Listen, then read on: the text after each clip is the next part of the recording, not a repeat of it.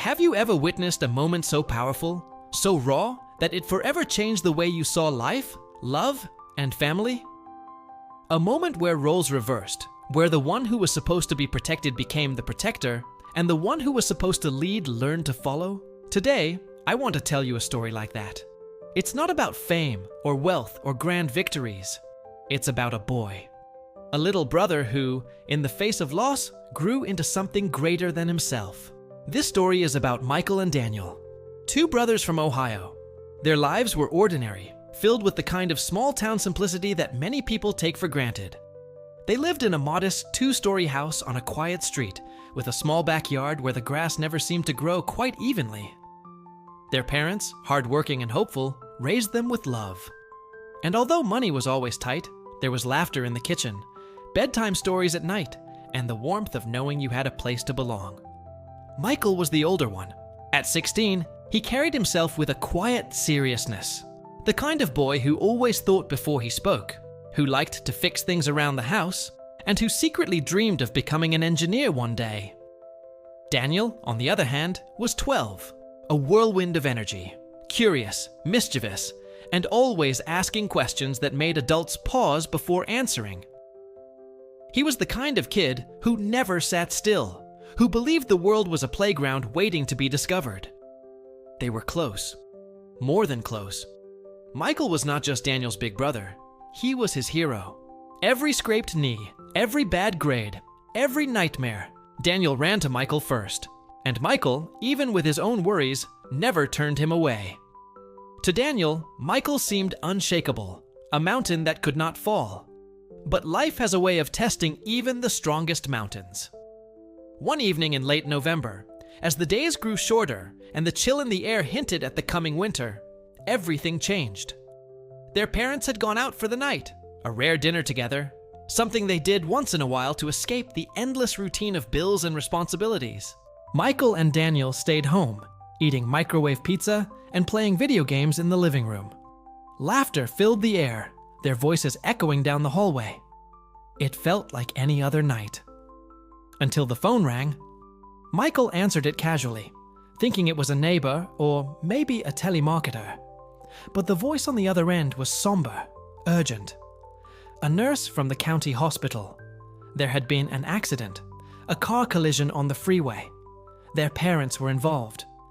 And within seconds, Michael's world collapsed.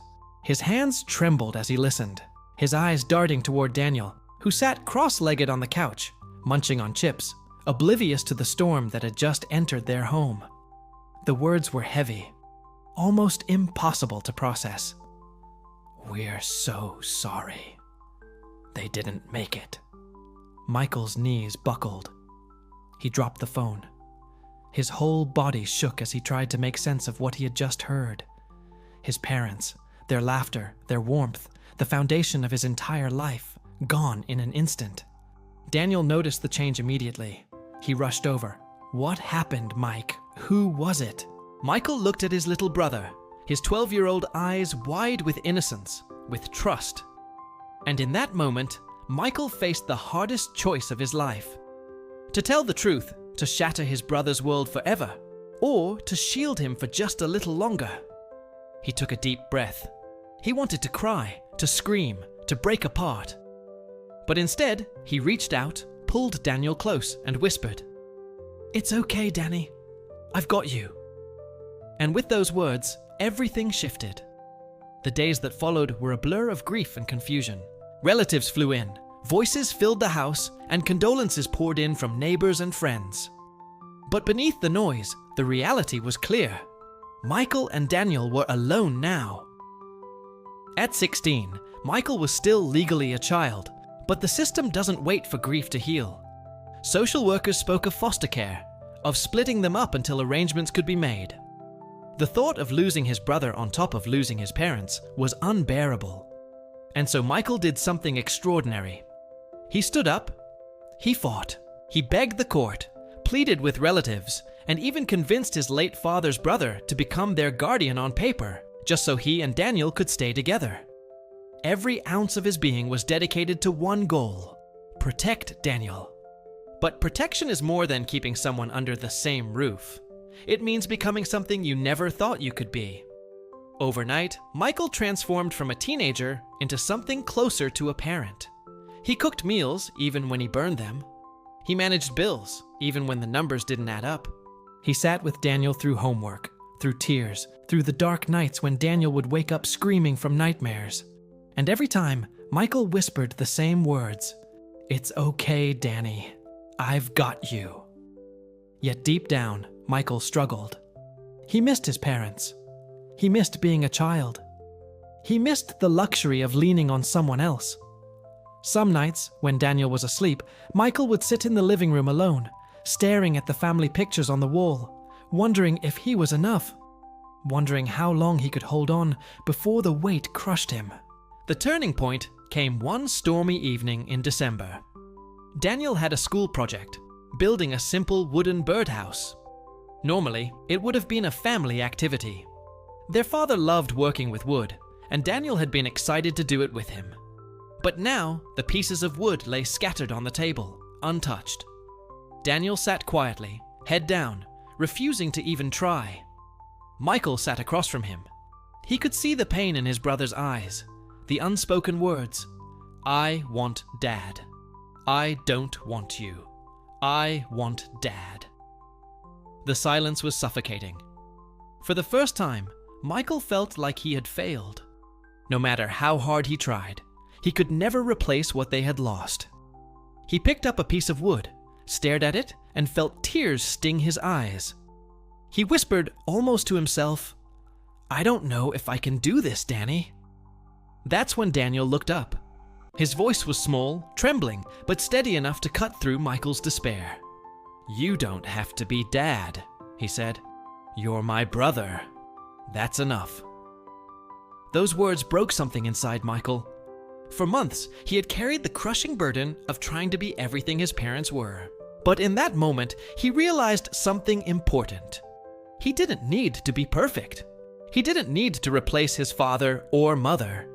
He just needed to be there, to show up, to love. That night, they built the birdhouse together. The cuts were uneven, the nails crooked, and the roof tilted to one side. But it stood. It stood because they built it together. From that day on, Michael stopped trying to be what he wasn't. Instead, he focused on what he could be: a brother, a guide, a steady hand on Daniel's shoulder. And slowly, Daniel began to heal too. Years passed. Life was never easy. Michael worked 2 jobs to put food on the table while still finishing high school. He gave up college for a while to make sure Daniel had everything he needed.